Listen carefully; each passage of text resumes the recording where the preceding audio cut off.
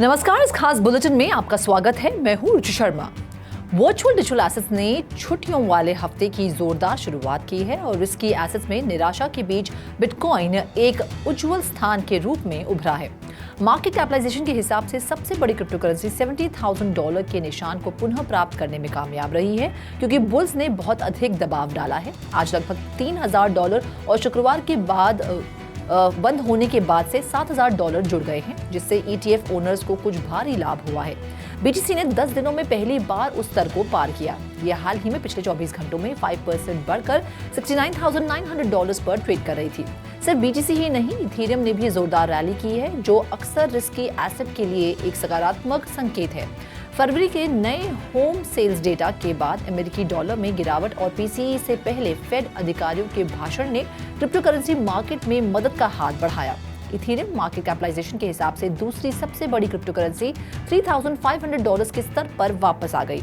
इसने हाल ही में 5% की बढ़त के साथ $3,596 पर हाथ मिलाया है। दूसरी ओर प्रमुख लेयर 1 ब्लॉकचेन सोलाना और अवलांच के टोकन्स 10% से अधिक उन्नत हुए। इसके साथ ही पिछले 24 घंटों में ग्लोबल क्रिप्टो मार्केट कैप 4.2% बढ़कर $2.64 ट्रिलियन हो गई। इसके साथ ही कुछ क्रिप्टो मार्केट का वॉल्यूम 47% बढ़कर $110 बिलियन हो गया।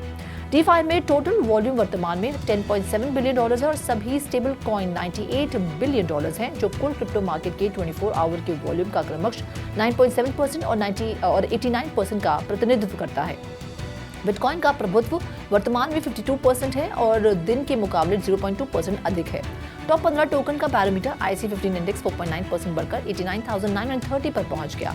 इस बीच कॉइन ग्लास डेटा से पता चलता है कि रिसर्जेंस ने अभी क्रिप्टो एसेट में $195 बिलियन के लेवरेज डेरिवेटिव्स पोजीशन का परिसमापन शुरू कर दिया। उसमें से लगभग $129 बिलियन कम कीमतों में से लाभ की तलाश में शॉर्ट पोजीशन थे। बिटकॉइन का शॉर्ट लिक्विडेशन $53 बिलियन तक पहुंच गया, जो हाल की अवधि के औसत दैनिक आंकड़ों में से कम है। अन्य समाचारों में लंदन स्टॉक एक्सचेंज ने कहा कि वह बिटकॉइन और ईथर एक्सचेंज ट्रेडेड नोट्स के लिए मार्केट शुरू करेगा।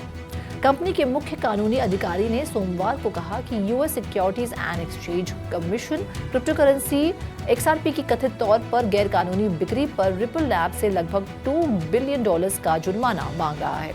व्हेल अलर्ट एक ब्लॉकचेन ट्रैकर ने एक महत्वपूर्ण बिटकॉइन ट्रांजैक्शन की सूचना दी, जहां एक अज्ञात बिटकॉइन व्हेल ने 8,734 BTC $5 बिलियन के बराबर एक अज्ञात वॉलेट से दूसरे में ट्रांसफर किए। ये लेन देन आमतौर पर क्रिप्टो करेंसी कम्युनिटी को सचेत करता है, खासकर मार्केट में अस्थिरता के दौरान, क्योंकि ये उन यूजर्स को आकर्षित करता है जो व्हेल के इरादों की जांच करना चाहते हैं। यूजर्स व्हेल के अगले कदम की पूर्व सूचना दे सकते हैं और ट्रांसफर डिटेल्स और शामिल वॉलेट प्रकारों के आधार पर खुद को उचित स्थान पर रख सकते हैं। इस परिणाम के क्रिप्टो ट्रांजैक्शन क्रिप्टो करेंसी के मूलभूत तत्वों और उसके द्वारा प्रदान की जाने वाली संभावनाओं को दर्शाते हैं, जो कम्युनिटी को फाइनेंशियल ट्रांजैक्शन में ट्रांसपेरेंसी और अकाउंटेबिलिटी के महत्व की याद दिलाते हैं। 9 नए स्पॉट बिटकॉइन ETF ने केवल 6 दिनों में $1.3 बिलियन से अधिक की कमाई की है, जिसमें ब्लैक रॉक का IBIT 242,829 BTC के रिजर्व के साथ अग्रणी है, जिसका मूल्य $15.6 बिलियन है। फिडेलिटी के FBTC के पास $8.7 बिलियन मूल्य के 135,741.06 BTC हैं, जो टोटल बिटकॉइन रिजर्व का 28.61% है। आर्क इन्वेस्ट के ARKB और बिटवाइस के BITB के पास क्रमशः 40,213 BTC और 30,292 BTC हैं। वैनक का हॉडल 8,116 BTC के साथ $524.6 मिलियन मूल्य के साथ 5वें स्थान पर है। वैल्करी के BRRR के पास 6,930 BTC हैं। इसके बाद इन्वेस्को का BTCO, फ्रैंकलिन टेम्पल्टन का EZBC और विजडम ट्री का BTCW है। 9 ETF में से 7 बिटकॉइन स्टोरेज के लिए कॉइनबेस कस्टडी का विकल्प चुनते हैं। Global investment bank JP Morgan ने चेतावनी दी है कि हालिया कीमत में गिरावट के बावजूद बिटकॉइन अभी भी अत्यधिक खरीदारी वाले क्षेत्र में है। ग्लोबल स्ट्रैटेजिस्ट निकोलस के नेतृत्व में बैंक के एनालिस्ट ने JP मॉर्गन की फ्यूचर्स पोजीशन प्रॉक्सीज और हाजिर कीमत की तुलना में बिटकॉइन फ्यूचर्स के मूल्य प्रीमियम का विश्लेषण किया, जिससे संकेत मिलता है कि बिटकॉइन ओवरबॉट क्षेत्र में बना हुआ है। बैंक ने spot bitcoin exchange traded fund inflow में हालिया मंदी का भी उल्लेख किया है, जिससे साल के अंत में कीमतों में बढ़ोतरी की मार्केट की ऑप्टिमिस्टिक प्रेडिक्शन पर संदेह पैदा हो गया है। जेपी मॉर्गन के एनालिस्ट ने यह भी नोट किया कि जैसे जैसे हार्विंग इवेंट नजदीक आ रहा है, मुनाफा वसूली जारी रहने की अधिक संभावना है, विशेष रूप से ऐसी स्थिति की पृष्ठभूमि में जो हाल के हफ्तों के सुधार के बावजूद अभी भी अधिक खरीदी हुई दिखती है। एमिड मोस्टकी ने एआई क्षेत्र के भीतर अन्य वेंचर्स को आगे बढ़ाने के लिए स्टेबिलिटी एआई के सीईओ पद और इसके बोर्ड से इस्तीफा दे दिया है। स्टेबिलिटी एआई एक अग्रणी जेनरिक एआई कंपनी फाउंडर के पिछले दावों, कॉर्पोरेट विफलता और हाई प्रोफाइल प्रस्थान की रिपोर्ट से त्रस्त हो गई है।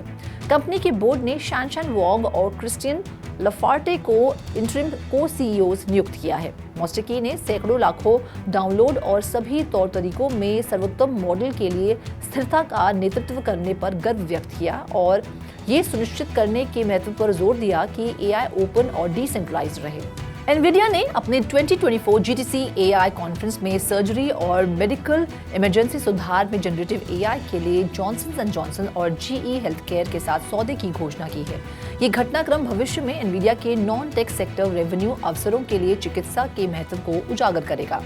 एआई दवा की खोज में तेजी ला सकता है और उन दवाओं के लिए संभावित उपयोग ढूंढ सकता है जो अपने प्रारंभिक लक्ष्य रोग में सफल नहीं हो सकती हैं। दवा विकास एक जोखिम भरी प्रक्रिया है जिसमें कम से कम 1 दशक लग सकता है और अरबों खर्च हो सकते हैं। 2023 के अंत में ईवाई द्वारा सर्वेक्षण किए गए लगभग 41% बायोटेक सीईओज ठोस तरीकों पर विचार कर रहे हैं जिनमें उनकी कंपनियों के लिए जनरेटिव एआई का उपयोग किया जा सकता है। Meta owned instant messaging platform WhatsApp image editing में क्रांति लाने के लिए एक एआई ड्रिवन फीचर विकसित कर रहा है। ये फीचर्स यूजर्स को वेरियस एडजस्टमेंट्स के साथ अपने इमेजेस को बेहतर बनाने की अनुमति देता है, जिसमें बैकग्राउंड मॉडिफिकेशंस, रीस्टाइलिंग एलिमेंट्स और इमेज साइज एक्सपेंशन शामिल है। एंड्रॉयड के लिए लेटेस्ट बीटा वर्जन अपडेट में एआई ड्रिवन इमेज एडिटर के लिए फाउंडेशनल कोड शामिल है, लेकिन ये अभी भी विकास के अधीन है और अभी तक परीक्षण के लिए उपलब्ध नहीं है। उपयोगकर्ता बैकड्रॉप, रीस्टाइलिंग और एक्सपैंड जैसे विकल्पों का चयन कर सकते हैं। व्हाट्सएप यूजर एक्सपीरियंस को बेहतर बनाने के लिए अन्य सुविधाओं पर भी काम कर रहा है, जैसे यूजर्स को सर्च बार के माध्यम से मेटा एआई सेवा के साथ बातचीत करने में सक्षम बनाना। एंड्रॉयड उपयोगकर्ताओं के लिए व्हाट्सएप जल्द ही उन्हें वॉइस नोट्स को टेक्स्ट में बदलने की अनुमति दे सकता है, जो उन लोगों के लिए संचार का एक वैकल्पिक साधन प्रदान करेगा जो ऑडियो प्लेबैक के साथ चुनौतियों का सामना कर सकते हैं या टेक्स्ट आधारित इंटरैक्शन पसंद करते हैं। Ethereum layer 2 scaling solution polygon ने ब्लॉकचेन सीक्वेंसर समस्या के कारण अपने zero knowledge Ethereum virtual machine के डाउनटाइम की सूचना दी है। ये समस्या जीके ईवीएम को प्रभावित करती है और पॉलीगॉन चेन डेवलपमेंट किट का उपयोग करके तैनात किसी भी अन्य चेन को प्रभावित नहीं करती है। पॉलीगॉन इस मुद्दे को सुलझाने पर काम कर रहा है और समस्या का समाधान हो जाने पर एक व्यापक पोस्टमार्टम बयान जारी करने का वादा करता है। मार्च 2023 में लॉन्च किया गया open source GK EVM developers को इंक्रीज्ड फाइनलिटी और कम लागत के साथ स्मार्ट कॉन्ट्रैक्ट तैनात करने में सक्षम बनाता है, जिससे डिसेंट्रलाइज्ड एप्लीकेशंस को ट्रांजैक्शन बैचिंग के माध्यम से स्केल करने की अनुमति मिलती है। क्रिप्टो एंथुसियास्ट ब्लॉकचेन नेटवर्क में गतिविधि बढ़ा रहे हैं। सोलाना आधारित एनएफटी और मीम कॉइन्स की लोकप्रियता के कारण पर्यावरण के अनुकूल सोलाना ब्लॉकचेन इथेरियम से बेहतर प्रदर्शन कर रहा है। पिछले 24 घंटों में सोलाना में 11 अरब डॉलर का लेन देन हुआ, जिसमें 49.3% ग्लोबल क्रिप्टो निवेशक की रुचि थी। 2018 में स्थापित सोलाना लैब्स ने 2020 में $0.22 की कीमत वाले नेटिव टोकन के साथ सोलाना को लॉन्च किया। टोकन के मूल्य में वृद्धि हुई है। एसओएल टोकन अपनी स्थापना के बाद पहली बार $200 के मार्क को पार कर गया है। सोलाना ब्लॉकचेन की कथित तौर पर बॉन्ग और स्लर्फ जैसे मीम कॉइन की बिक्री के माध्यम से $150 मिलियन कमाए हैं। सस्ते गैस फीस के लिए अपनी प्रतिष्ठा के बावजूद सोलाना पर ट्रांजैक्शन कॉस्ट भी बढ़ गया है।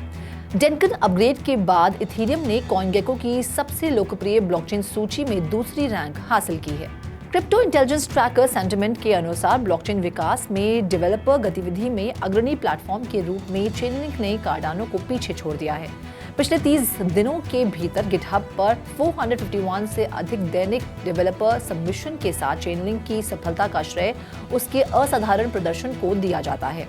लीडर बोर्ड में ये बदलाव क्रिप्टो इंडस्ट्री में एक महत्वपूर्ण बदलाव का प्रतीक है। ब्लॉकचेन विकास में लंबे समय से अग्रणी कार्डानो ने अब अपना नेतृत्व चेनलिंक को सौंप दिया है। इसके बावजूद कि कार्डानो हर महीने 400 से 500 डेवलपर्स के बीच लगातार जुड़ता रहता है। ओरेकल के क्षेत्र में चेनलिंक का प्रभुत्व कार्डानो के लगभग $400 मिलियन के DeFi TVL की तुलना में उसके उच्च टोटल वैल्यू लॉक्ड द्वारा और भी अधिक बढ़ गया है। जैसे ही चेनलिंक अपने प्रभुत्व का दावा करता है, क्रिप्टो इंडस्ट्री इनोवेशन और डिस्ट्रप्शन के एक नए युग की तैयारी करता है, जो क्रिप्टो करेंसी के विकास में एक महत्वपूर्ण क्षण है। इस खास बुलेटिन में फिलहाल इतना ही। आप देखते रहिए 3 TV और ज्यादा जानकारी और स्टोरीज के लिए लॉग ऑन करें हमारी वेबसाइट www.3versetv.io पर या फिर QR कोड को स्कैन करें।